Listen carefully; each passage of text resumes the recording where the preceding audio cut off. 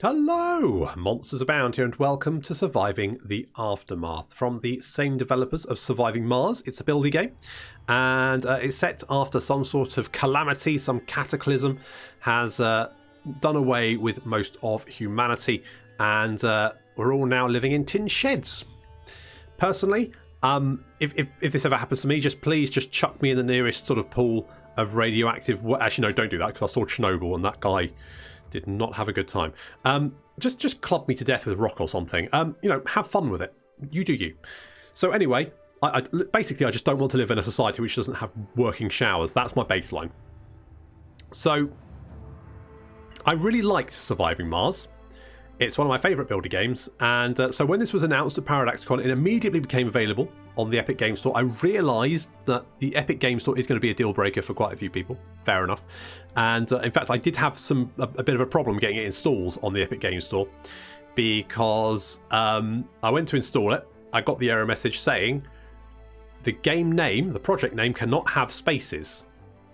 Now, if you've ever installed a game on the Epic Game Store, you may notice that you can't actually change the game name, or project name as it was called.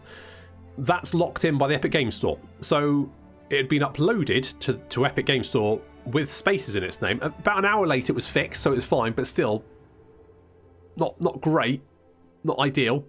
But anyway, let's get into it. So we're going to start a new game. I've already done the tutorial, so bollocks to that. So as with Surviving Mars, you get the option of sort of how difficult you want your game to do. And the difficulty here is rated as a percentage. So you get three options for your environment. So the cities are demolished, but nature prevailed. The world is desolate, unforgiving. All the planet is a barren wasteland. Now, currently, the temperature and humidity apparently have no effect whatsoever that I can see. And fertile soil, again, seems a little bit dubious if it as yet. This game is very early access, so you have to take that into account. So we're going to say that I'm going to go middle for pretty much all of this. Catastrophes, if you play Surviving Mars, you kind of know what catastrophes are. You get meteor showers, pandemics, heat waves, that kind of thing. Catastrophes are quite punishing, but they're not insurmountable. And contamination level is basically how much of these splodges of radioactive waste you have on the map. As from what I understand about radioactive waste, being anywhere near them is generally a bad idea. You can just build your houses right next to it. It doesn't seem to have any effect, really. So I guess that's fine, but it does take up building space. So resources. So everyone has their breaking point eventually. It's not just to survive the day. People need hope, and finally there is some. It's been a long road to get here. So you can start off with an indestructible bunker. Has collapsed. I mean, it says indestructible. As soon as it's collapsed, disagree. The trusted car finally broke down. After walking for ages, this is where they stop. So this will change sort of your starting resources and also the starting building you get. So we're just going to go with a trusted car broke down and survivors. So hardened individuals will thrive, band of survivors, or a group of ambiguous misfits. Which apparently just changes the number of adults and children you have. So, sure, maybe eventually it'll change traits and stuff, but currently people are just people. You either have adults or you have children. No particular difference between them, apart from obviously some are smaller than others. So we'll just go for a band of survivors, that's fine. And challenge, the survivors. So exploration is part of the map, and also the bandit groups, which are also part of the map. The sort of like the exploration portion of the game is, I would say, its jankiest bit for me personally, but we'll just go middle ground. And also life is unfair, but sometimes it feels like you're not alone. So the gatekeeper. So I guess this is like kind of like the difficulty in RimWorld, where it'll be like tough but fair, or it will just like pummel you with everything it's got. We'll just go again middle of the road, and then you get to pick your visuals. Some of these are related to having the early access, but you get a whole bunch of them, like, sure, fish, why not? Sure, that's it. And a colony name, obviously you can change this if you want, or there's a bunch of random ones, and some bunch of colony mottos. Cats won't go quietly in tonight. Sure, that sounds fine. So we're currently at 67% difficulty. Fair enough, that works for me. So currently it's not as good, this is my summary, as Surviving Mars. If you've got a choice between going for Surviving the Aftermath or Surviving Mars, I would say go for Surviving Mars personally. I think that would be. Now obviously this is early access. There will be new mechanics being introduced over time, but at its current state, it's I don't know. I think like the graphics just don't look as, because obviously Surviving Mars has quite a strong sort of shiny chrome futuristic feel, and this feels just a little bit drab. Now the fertile lands is basically anything but this brown ground here, which you can see this strip of. Now you can see it said 25%. There's definitely more than 25% of that.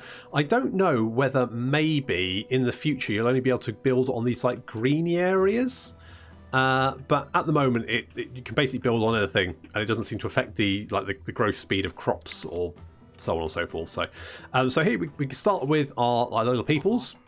So you can see he's got an activity, a workplace, condition. He's currently homeless. He's got some health and happiness, and equipment. Everyone needs some basic tools and some basic clothes. Currently, that's, as far as I know, all there is in the game. There's no sort of advanced clothes or anything like that. There is a tech tree.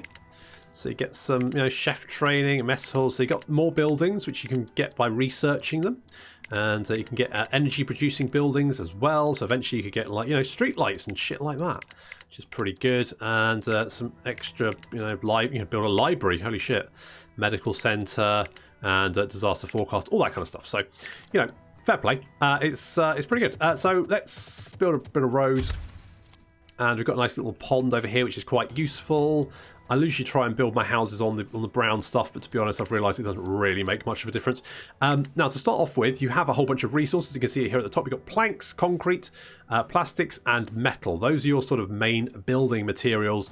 Most of the basic buildings just need planks, concrete, and plastic. So ideally, you probably want to get started with collecting some resources. So it's our stockpile here. The stockpiles are building materials, all that kind of good stuff. We can actually move the work area and tell them to go and pick up this crap over here. So you can see this is like highlighted green. So we've got some planks, some small concrete ruins, and some nuclear waste. Obviously, they won't go and collect the nuclear waste. If they do, frankly, they'll melt. And if they're going around collecting nuclear wastes, then that's pretty much what they deserve.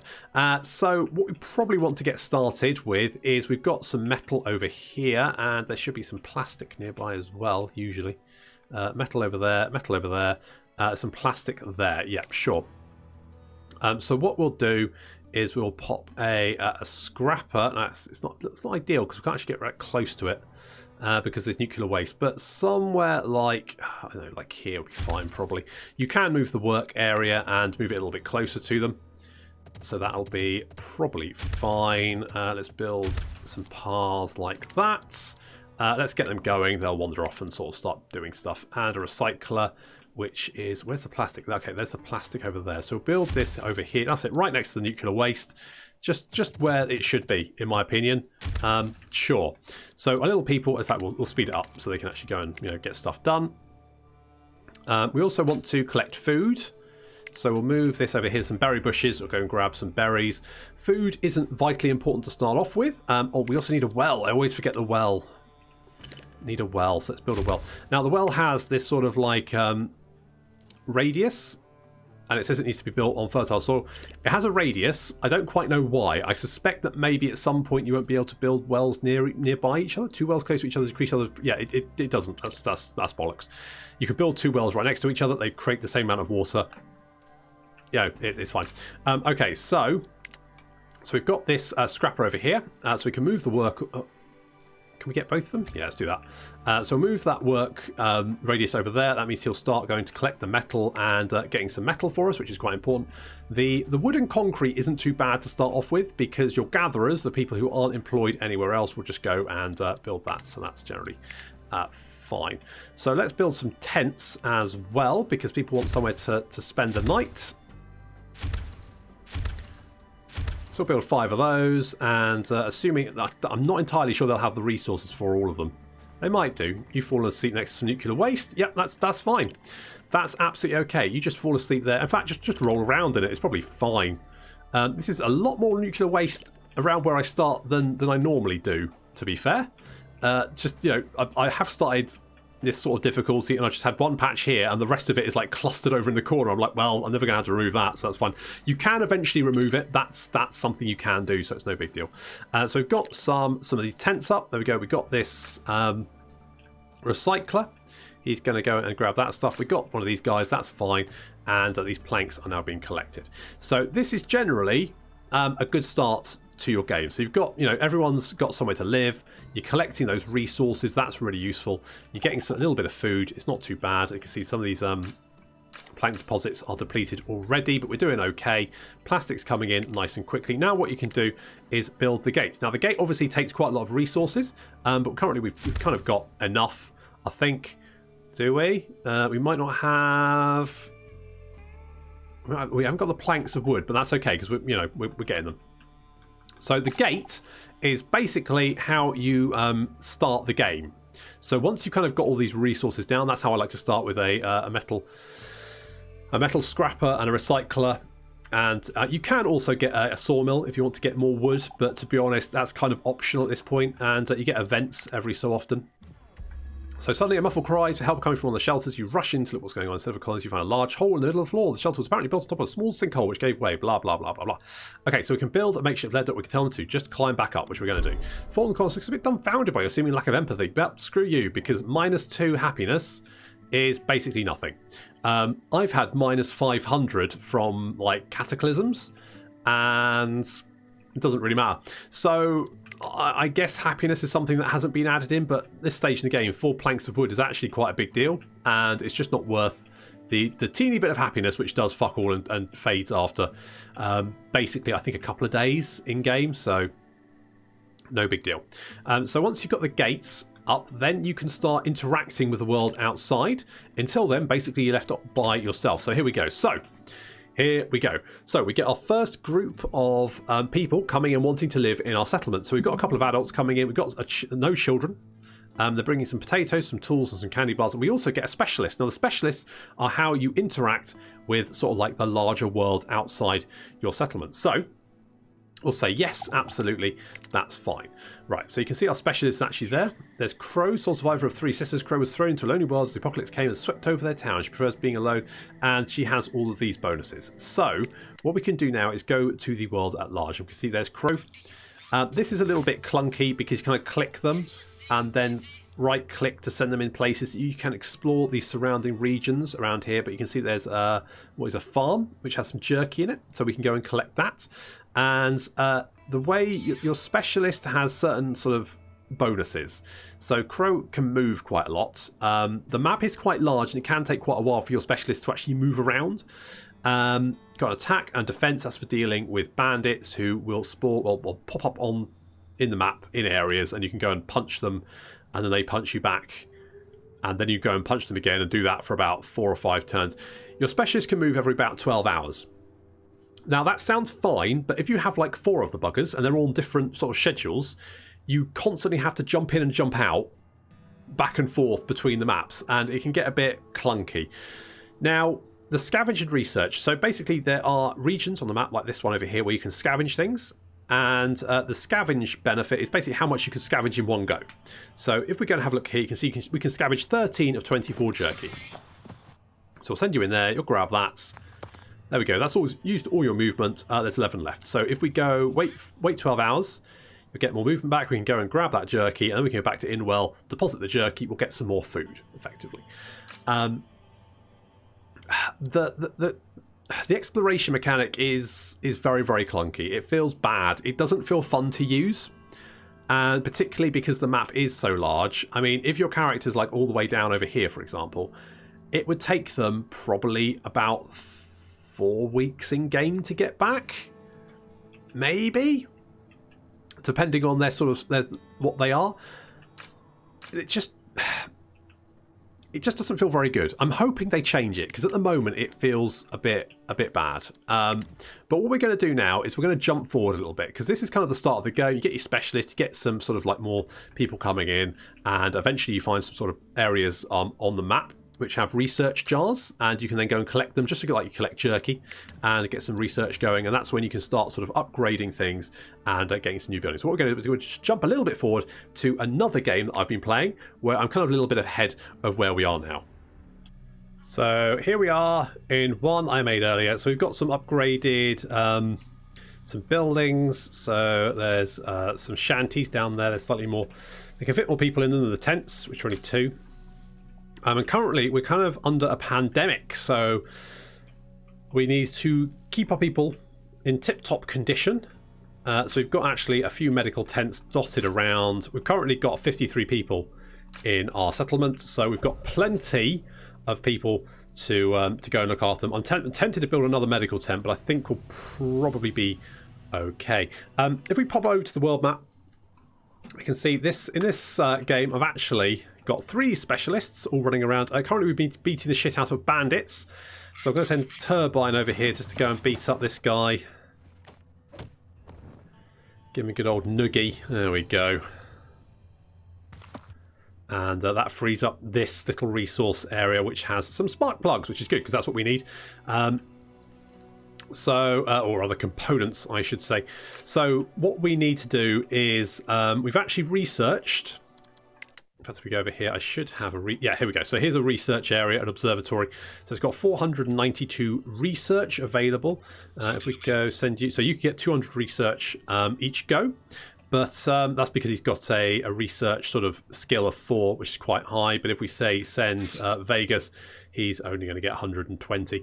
It doesn't actually matter, realistically. All it does is just speed up how quickly you can acquire that stuff. It doesn't increase the amount you can actually get from a resource node. Also, I'm not 100% sure, like, what you do when the map runs out. That's kind of a question, because obviously there's only going to be a limited number of components on the map, and as far as I understand, you can only get components from the world map. Same with things like the fun box, which you need for some entertainment buildings. So I'm kind of not quite sure what happens then, or whether this is too early access that they haven't quite kind of reached it. What I do quite like is we kind of currently got a whole bunch of fields here. Growing crops, and our food is doing very, very well. You can see our production is 101, our consumption is 42, so we're making plenty of food. You start off with 2 different types of crops. You start off with corn and potatoes, but eventually you can get some events that happen at the gate. Sometimes you'll have someone come along. I think it was a woman who wanted some medicine for her children in return for either carrots or peanut seeds. So I traded a couple of medicine, because we got loads, to be honest. We got loads of medicine, so we traded that for some peanut seeds. So we got some peanuts, we're growing peanuts, we're getting loads and loads of food. That's really not really much of a problem. And then we have a cook house as well. The cook house is somewhere where you can turn food, and you've got different recipes as well. So it can be meat, or a mixture of the 2, or insects. That's right, you can grow insects and eat them as well. Nice.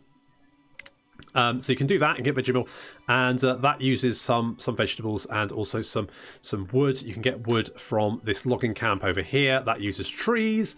We've also built a sawmill over here. You can see these different buildings have different numbers of people you can put in them. So if we wanted to maybe up our lumber lumber production, we can actually have a second person working there as well. And some of our medical, in fact all of our medical tents currently have 2 people working in them, just to try and keep everyone healed, and that's working generally fairly well. So overall, not doing too badly in this little game. We've got a tenement block as well. That's like more people can live there, I think. And generally, it's pretty good. The pandemic is not really a major issue at this point, because you don't need medicine to heal people. I think it just makes it quicker. So it's one of those things where we're kind of doing okay.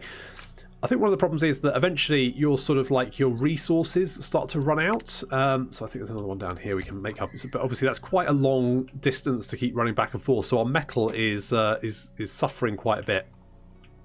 We could always get more, I guess. There's metal over here, but it's protected by a bandit lair. The fighting in the game is rubbish, to be honest. I guess we could go and just show what that. I mean, we beat up the bandit over here, but maybe we could show what that's like over here by beating up this bandit. So you can see that who's this person? Sable. Sable has 2 attack and 1 defense. This bandit has 11 attack and 4 defense. If we go and send over there, you can already see that he's bopped him for 2 damage, and we're going to get punched in the gut for about 20. Was that 15? And that's how that is. It's quite slow, quite clunky. We'll send Vegas over to do that as well. Obviously, you can find specialists who specialise in beating people up. And once your people are too badly hurt, you need to send them back to your settlement to heal up. They will actually appear in your settlement as well, wandering around. They don't do anything. They just sort of like just wander around, not doing much. And we've actually got the ability to create some parts from some of the scrap we're getting. And to do that, we need electricity. And one of the things we do actually need to do is build some solar panels and stuff. But we currently don't have any components. It's one of the things that I do need to actually build. But as you can see, this stupid over here actually requires 12 energy. And I guess we could build a couple of those. Probably one of those is easier. But we need some parts for that. We don't have parts without actually building this. We did get some from, I think there was an area on this map we got some parts from, but I can't remember. Oh, there's some parts down here. Some of the areas are slightly dangerous, and if you go in them, you're likely to take some damage from scavenging, but we could maybe go here and grab this and then build the slightly better wind turbine. More effective and reliable than solar panels, but requires more maintenance. Yeah, I'm not sure. It's tricky to know sort of what the best thing to do is. But currently we're in this pandemic, but it's not really causing us too much trouble because we've got a lot of medical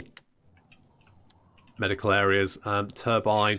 What I do need to do is kind of like not send turbine anywhere, because I need the other guys to be on the same schedule, because otherwise you're constantly having to drop back and forth between the maps, and it gets a bit, I say, the exploration pretty clunky at the moment. I'm hoping they change that around. Personally, I think what I'd like to see is, rather than it taking turns, is for them to maybe like move in real time. So like you send someone over here and they start like slowly moving over time, rather than have this this having to move them every 12 hours, because it, especially if you're like, you know, on the fastest speed, which, let's face it, you're probably going to be on that a lot of the time. It's a constant sort of niggle to deal with. But we've got some other bits. We've got school here, which is actually training up our children to so when they actually then grow up, which they do eventually do, they will then actually get like a production bonus or something like that, which is quite good. I'm hoping that is everyone moving at the same time now? Yeah. Okay. Good. Okay. Let's go and scavenge some of these bits. To be honest, all of these guys probably need to go and heal, so we may as well just go and grab as many of these as possible. And then we'll go and head back to our settlements, and we can build some solar panels. I think that's probably what we need to do. Tools and clothes eventually wear out, so you need to do... Oh, we've got an event. What's this? Couple arguing? What's this? A couple comes to you asking if you has there any rules about parenting. The mother thinks children should be tasked with handling domestic work, while the father thinks children are too young and should be allowed to spend it. Side with the mother. Tell the couple it's important to have everyone help the colony, including children. Unfortunately, they need to be put to work, but given how hard the parents are already working, it's unreasonable to expect children. Yeah, blah, blah, blah. Okay, that's done nothing. So the fear of death is from the pandemic, but no one's died or is going to die, so we're fine. And you can see, like, well rested is +5, tired is -4, and fear of death is -159, and literally no one's lost their mind through fear. So again, it's probably a mechanic that isn't implemented yet. I'm sure things will sort of improve as time goes on. It is early access. That has to be sort of like reiterated, I think. Currently, it's about £15, I think. And, I mean, for the price, I would say it's pretty good. It's not bad. It's not bad. God, we're actually using a lot of food. We're producing a lot, but apparently using a lot. That's probably fine. And our specialists are ready to go. Right, so can we... Yeah, so this is going to take like 3 turns to move, and you can't like tell them to... You have to say, go, okay, go here, and then you can like catch up with everyone else. Some of them can't move as far as others, and it's kind of one of those things where you just kind of go, well, if that's how far like that person can move, like from about there to there, imagine if they were all the way over here and had to get back to deposit resources. Because if we have a look at these guys, you can see they've got 14 medicine and 4 components, so we need to get back to town to deposit those. It's just going to take a long time. I feel like maybe the map should be smaller and maybe more interesting, because currently it looks a bit like Civilization and it's a bit shit. It doesn't really kind of fit in with the rest of the game, which is a bit of a shame. But you know, that's life, I guess. kind of thinking maybe we should have some more farms. There are other options. We could build a fishing hut, I guess. Currently, fishing doesn't seem that useful, but we'll build a fishing hut just for funsies. May as well. We've got plenty of people to work it anyway. There are some times where I'm like, it's probably not worth... So currently we've got 14 tools, right? There's no point having our people, especially because it uses metal as well. There's no point having people working that because we don't really need the tools at the moment. They're better off maybe doing carrying. We've managed to sort of like use a lot of the resources nearby. Oh, hello, survivors seeking shelter. So as time goes on, you tend to get like more and more people wanting shelter. I guess it's probably all right. Okay, let's take them. Let's take them. Let's take them, and we probably need some more. Oh, that's nuclear waste over there. Okay, don't want to build it on nuclear waste. Sure, something like that. I'm trying to think where I can build. So 15 colonists. Oh, bloody hell. Maybe emergency shelter. Oh, let's build some shanties. So let's build maybe...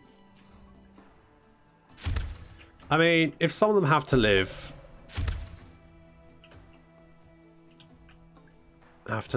in the dirt for the moment, then, you know, that's fine.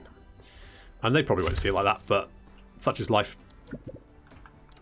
Collins wants to talk about something. Oh, okay, hello, what? 2 colonists approach you with sparkling eyes. Old landfill has been found. Okay. Give permission and the equipment. All right, let's send them. So we get 4 clothing and 3 fun box. I do love a good old fun box. Let's start making some tools again because we could use it. And can we? No, couldn't quite reach. Can't quite reach home.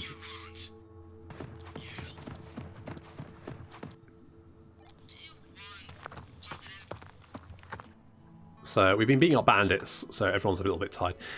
So, I mean, the pandemic's over, so we probably don't need all of these medical stations. We can probably send people out to sort of do other stuff. We've got plenty of resources apart from the metal. That's something we're a little bit low on. That's something we could use at this moment in time. Maybe some more tents. I mean, it is quite tense.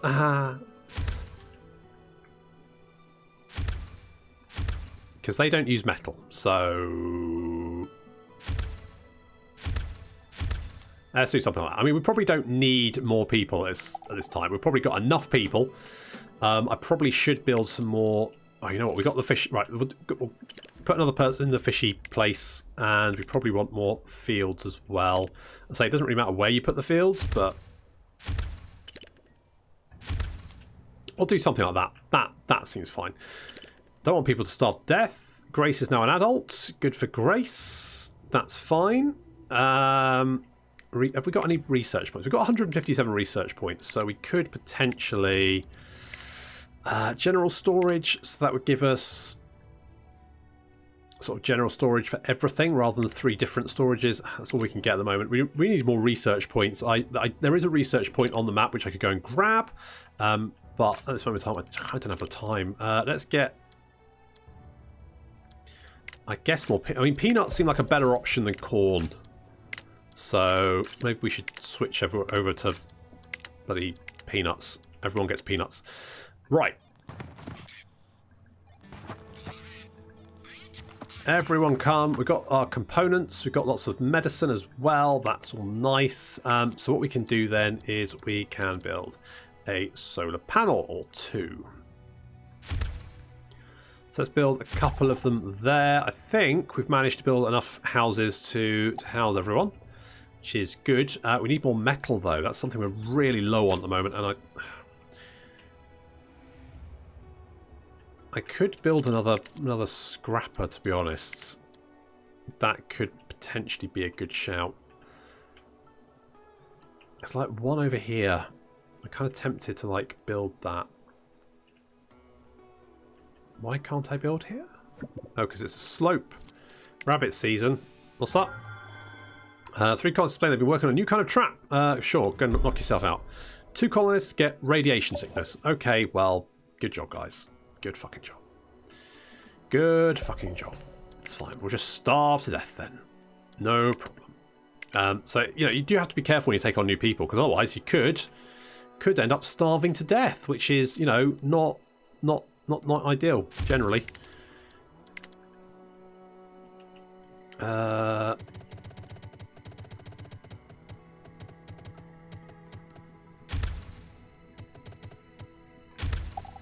That's fine. Suffering from a serious mutation. Oh. Tentacles? Is it tentacles? Better not be tentacles. Yeah, we need more metal. So let's go and get another scrapper being built over there. And then we can... Let's get 2 people working in there.